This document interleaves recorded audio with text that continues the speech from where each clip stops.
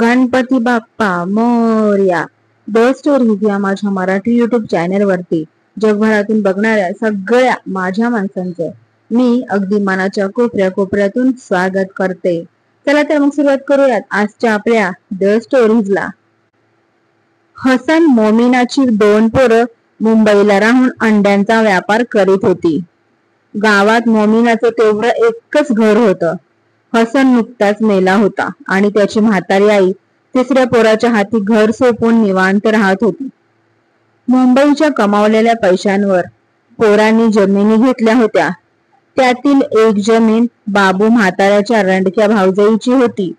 भाऊजाईने आपली जमीन मोमिनाला विकली, आपल्याला दिली नाही हा राग बाबूच्या पोटात फार दिवसांपासूनच होता.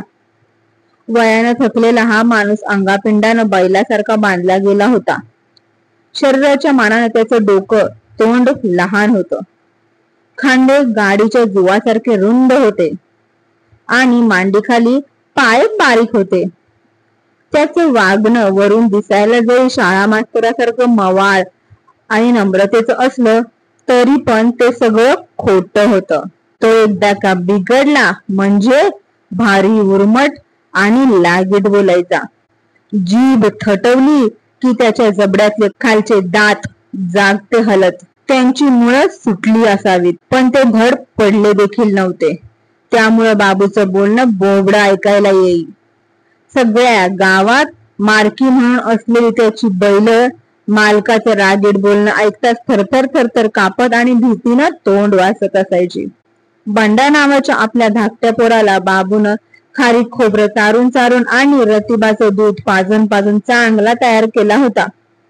आपल्या माघारी या पोरानं गावात वचक बसविला पाहिजे. त्याला बघताच वाघानं लेंडी टाकायला पाहिजे अशी बाबूची इच्छा होती. पोलादाच्या कांबीसारखा देह कमावलेला हा पोरगा सुरेख झोंबी खेळे. गावात त्याला जोड नव्हती. शेती भातीचं काम करून तो तालीम हानी. गेरून अंग रंगवून तांबड भडक करी आणि संध्याकाळी गाव ओढ्याच्या वाळूत बरोबरीच्या पोरांवर बुजा ठोकी. एकदा हसनची पोरं मुंबईहून गावाकडे आली तेव्हा लास गावचा मेहमान त्यांना आढळायला आला. मोमिनाच्या पोरांची बहीण त्याला दिसली होती. संध्याकाळच्या वेळी मेहमानला घेऊन दोन्ही पोरं मळ्याला गेली आणि परत येताना ओढ्याच्या वाळूत उभा राहून बुझा टोकताना त्यांनी बाबूच्या बंडाला बघितला. मावळत्या दिवसाच्या उजेडानं बंडाचं अंग तापल्या लोखंडासारखं दिसत होतं. मेहमान म्हणाला, रसूल किसका छोकरा रे वो, बाबू पटेल का, अच्छा लड़ने वाला है क्या? हाँ तो, अरे यार गाव में जोड नहीं है उसको. हे ऐकून मेहमानाच्या भुजा सुरू लागल्या. तोही खेळणारा होता. बकऱ्याचं गोष्ट खाऊन त्यानंही ताकद कमावली होती. वाळूत उतरून तो बंडापाशी आला आणि त्याने शब्द टाकला, हमारे साथ लढेंगे क्या पटेल? कपाळावरचा घाम बोटानं निरपून बंडानं या नव्या वस्तादाला पायापासून डोक्यापर्यंत न्याहाळला. चौकड्या चौकड्यांची लुंगी, अंगात पातळ मलमली खमीस, वर जोगदार पटका, कान मुडलेले, गळ्यात ताईत, मनगटात गंडा, कमरेला रुतणारी लांग बोटानं सैल करीत बंडानं दमात विचारलं, अरे कोण रे हो? मुंबईचा पोरगा पुढे झाला आणि म्हणाला, मेहमान हाय लासगावचा, आम्हा घरी आलाय आढळायला, आमची धन दिली ह्याला. पुन्हा एक वार बंडानं पाहुण्याचा अदमास घेतला आणि वाळू उचलून घेत तो म्हणाला, काढ कापड, खेळू 2 डाव. पाहुण्यानं लुंगी सोडली, खमीस काढला. खोबरे तेल जिरवलेलं त्याचं अंग शिसवी लाकडासारखं होतं. दंडाच्या बेडक्या टरारून आल्या होत्या आणि मांडीला पट पडले होते. गावची पोरं चौफेर जमा झाली. झोंबी जिद्दीची होती. गडी सारखेला वारका घावला होता आणि ही कुस्ती मारताच बंडाचं नाव लासगावच्या तालमीपर्यंत जाणार होतं. आपली उतरून ठेवलेली कापड घेऊन बसलेल्या पोराच्या कानात बंडा म्हणाला, हाड मोडून हातात देतो पाहुण्याच्या. पण सलामी झाली आणि सटक्या सरशी पाहुणा बंडाच्या पाठीशी आला. मुरगळा मारून त्यानं बंडाला खाली गुडघ्यांवर आणला. जमिनी बरोबर चेपला. ताकदीनं भारी असलेल्या पाहुण्यानं बंडाला नुसता चेपूनच गार केला. वाळूत बेदम घोळसला. केसांत, तोंडात, नाकात वाळू जाऊन बंडा घाबरा घुबरा झाला. वाळूचे जाडे खडे बोचून त्याच्या गुडघ्याची साल निघाली, तरी तो नेटानं उठून गुडघ्यांवर आला आणि पाठीवर ज्वारीच्या पोत्यासारखा बसलेल्या लासगावच्या पाहुण्याला बाजूला फेकण्यासाठी धडपडू लागला. पण त्यानं वाळू टेकलेल्या बंडाच्या हाताला खुब्यापाशी दणका दिला आणि काय झालं कळायच्या आतच बंडाची पाठ लागली. पाहुणा उठला आणि काडकन भुजा टोकून म्हणाला, आले का चित्त गयासाला. त्या सरशी बंडा चौतावून उठला आणि पाहुण्याच्या अंगावर झेप घेऊन म्हणाला, कुणाला साला म्हणतोस रे भडव्या. मोमीनाच्या दोन्ही पोरांनी त्याला दाबून धरला आणि ते म्हणाले, पटेल, मारामारी करायची नाही. जितीच्या कल्पात पाहुणा बोलू नये ते बोलला, त्यापायी आम्ही तुमची माफी मागतोय. पण बंडा जाळ्यातल्या माशासारखा उसळ्या घेऊ लागला. तेव्हा मोमीनाचा पोरगा पाहुण्यावर ओरडला, तुम भागो यार घर को, देखते क्यों, बस हो गया मी जशी.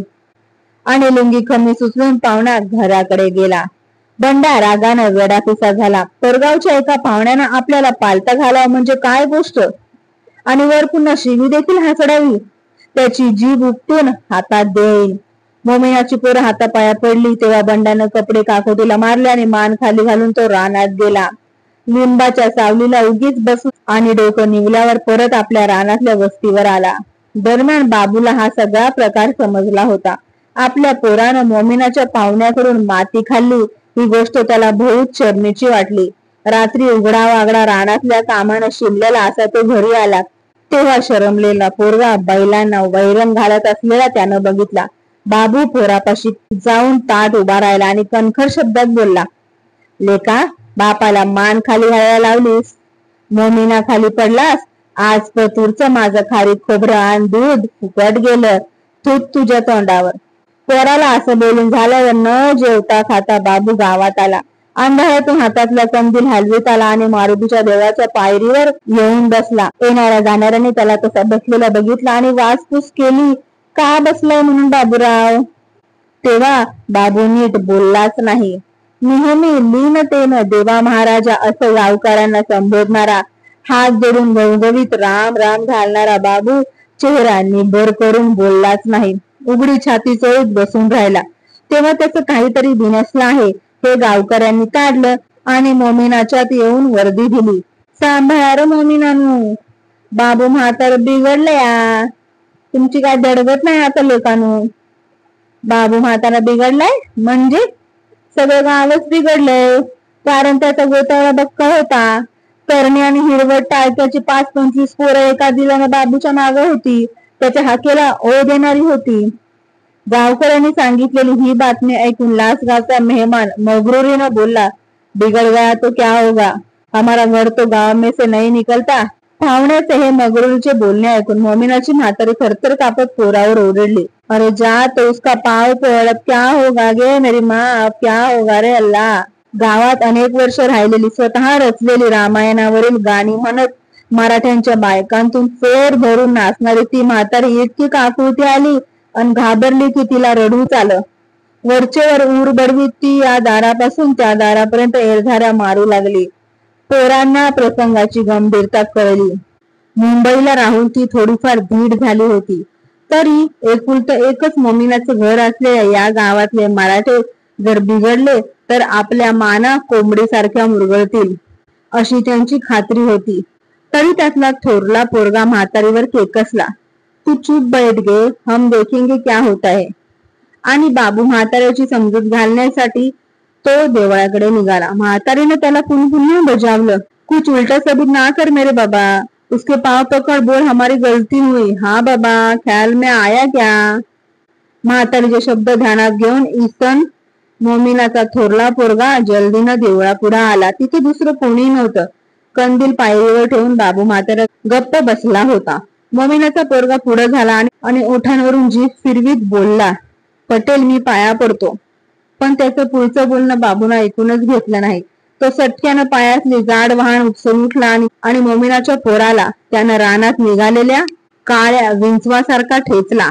वाहनेचे खिळे नाल नाकावर, तोंडावर, डोक्यात बसून तो फुललेल्या पळसासारखा दिसू लागला. खाटकाच्या हातातल्या कोंबड्यासारखा तडफडून केकाटू लागला. तरी बाबूचं हाणणं थांबलं नाही. शेवटी हिकमतीनं सुटका करून ते केकाटत धूम पळालं. तेव्हा थीत तुझ्या मोमीनाच्या हो, असं म्हणून बाबू म्हातारा पटकन थुंकला आणि पालत्या हातानं ओठांवरची थुंकी पुसून चालू लागला. मळ्याच्या निर्जन वाटेनं दूर गेला तेव्हा त्याचं अंग काळोखात दिसेनासं झालं आणि हातातला कंदीलच तेवढा भूताच्या दिवटीसारखा अधांतरी जात राहिला. त्या दिवशी मोमीनाच्या घरात रडारड झाली. मोमीनाचा धाकटा पोरगा पाहुण्याला वाटेल तसं टाकून बोलला. तेव्हा सासूरवाडीतलं पाणी सुद्धा तोंडात न घालता तो पायी पायीच लासगावला चालता झाला. जावई असा रागेजून निघून गेला. आता माझ्या पोरीची धडगत नाही म्हणून म्हातारी पोरावर कावली.